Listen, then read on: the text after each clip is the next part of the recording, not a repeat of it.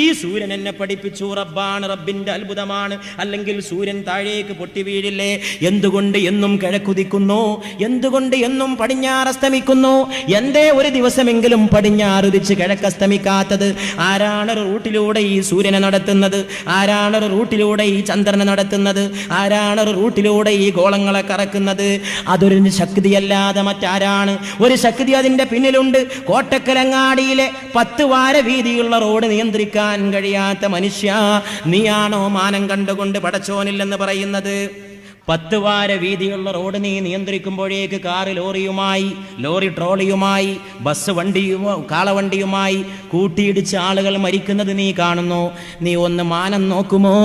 എത്രയെത്ര നക്ഷത്രങ്ങളാണ്, എത്രയെത്ര ഗ്രഹങ്ങളാണ്, എത്രയെത്ര ഉപഗ്രഹങ്ങളാണ്, എത്രയെത്ര താരാപഥങ്ങളാണ്, ക്ഷീരപഥങ്ങളാണ്, ഉൽക്കകളാണ്, കൊള്ളിമീനുകളാണ്.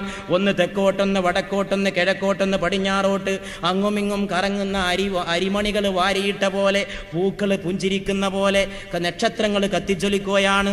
എന്നിട്ടും ഒന്ന് മറ്റൊന്നുമായി കൂട്ടിമുട്ടുന്നില്ല. ഒരു നക്ഷത്രം അങ്ങോട്ട് പോകുന്നു അതിന്റെ റൂട്ടിലൂടെ, മറ്റൊന്ന് ഇങ്ങോട്ട് വരുന്നു, ഒന്നും കൂട്ടിമുട്ടുന്നില്ല.